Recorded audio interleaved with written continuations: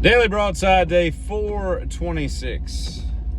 Last night I was perusing, as perusers do, YouTube, and I came across I think it was like 1980 Grammys, maybe, somewhere around in there, wherein Neil Diamond and Barbra Streisand do the duet for "You Don't Bring Me Flowers." And I thought to myself, man, you listen to the lyrics of that song, pretty song, very Burt Bacharach-like, typical. And you listen to it and you're like, these are just not the words that you would write today. You don't bring me flowers, you don't sing me love songs. Today it would be like, you don't text me back quick, you don't send me dick pics. I mean, so I thought, I was like, man, Neil should just come back in his old age and rewrite the lyrics to that song in like modern vernacular, You just roll over at the end of the day and DM some whore, whatever. I don't even know what a DM is. It means direct message, right? But what does that mean? Is that a specific like app, or is any private message considered a DM these days? Because it had to come from somewhere, right? And I don't think I've ever used a platform that from back in the day that had actually anything specifically called DM. So I don't know if that's an Instagram thing or a Snapchat. I have no idea what I'm talking about.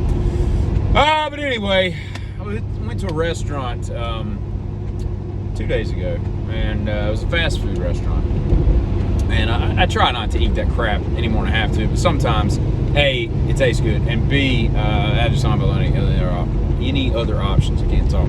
And so I go in this place, right, and they've got what seems to be 9 different burgers that all are the same facsimile of one another.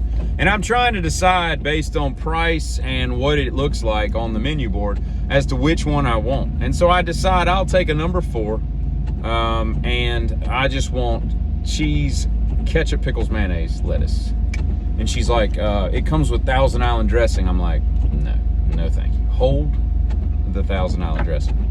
And so I get my food and I go to my table and I'm sitting there by myself and I'm just enjoying the silence of there being nobody in the restaurant. It was just me and the 3 people working. And I'm like, you idiot. I'm like, you canceled the Thousand Island dressing, but then you put mayonnaise, ketchup, and basically relish with the pickles on it, which is the ingredients of Thousand Island dressing. Now, it might have tasted better the way that I configured it as opposed to some, Thousand Island dressing in a can or bottle or whatever the hell stuff comes in. But more to the point, I got to thinking about the fact that I'm looking at the menu, and some of those combos go up to $12.99, $13.99, and I'm like, dude, when I started driving in like 1990, 91, something like that, and as soon as you start driving, fast food becomes like your oasis, your getaway. And so you're hitting drive-throughs feeling like an adult. That's right, I'll have that and I'll have that. All the kids that hang out at the cookout.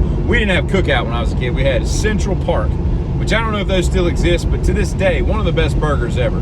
But all they had was like fries, burger, Coke, milkshake. That was it. Like, I don't think they had anything else. And it was like a little square hut. You couldn't go inside. It was like cookout. There was hardly any places with seating. Anyway, I digress. As I'm prone to do, because I just start talking about other stuff. But getting back to what I was saying, which was $12.99, right? But back in the day when I first started driving, you could go to any fast food place, hand them a $5 bill, get the ultimate combo they had, and they would typically give you your food and some change. You'd be like, that was $4.32, thank you very much, have a good one. And you're like, man. And so now now the burgers are $5.99, the chicken sandwich is $5.99. Like, it's insane, right?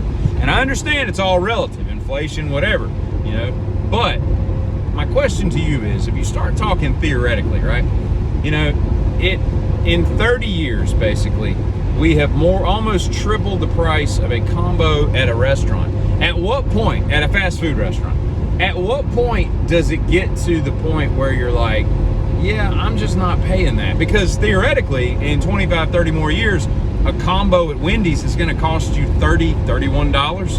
I don't care what the inflation, what you're making per hour or whatnot. And I know it's all relative, but it gets to a point where it's like, it's lettuce and meat and bread. Like, I'm not paying $30 for that, Doesn't make any sense. Doesn't hold water. I'll throw that out you. Doesn't hold water. There's a hole in the bucket, dear Liza. So listen, we'll fix it, dear Henry. Damn, you and your damn buckets. Buckets, he got buckets, Kobe. All right, so listen. So my point is, you know, it should creep up on you, right? You're like, oh, it's $450, then like 2 years later, you're like, man, that combo is like $563. That was a little steep there, right? Then like a year later, oh, just pull out. It's no, I'm only going 55. You just come on out at 12, idiots.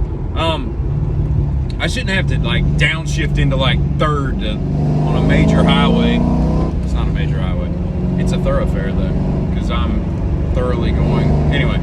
But yeah, so you shouldn't have, like, it gets to a point where you're like, $850, damn, It gets to a point where you're like, all right, this is a little excessive. I'm now paying $13 for the exact same food. Maybe the beverage fluid ounce is a little bit more, but for the most part, it's the exact same food in 1990 that it is now, but you're paying, 2.5 times. I think I've ranted on this long enough. So you put that pipe in your mouth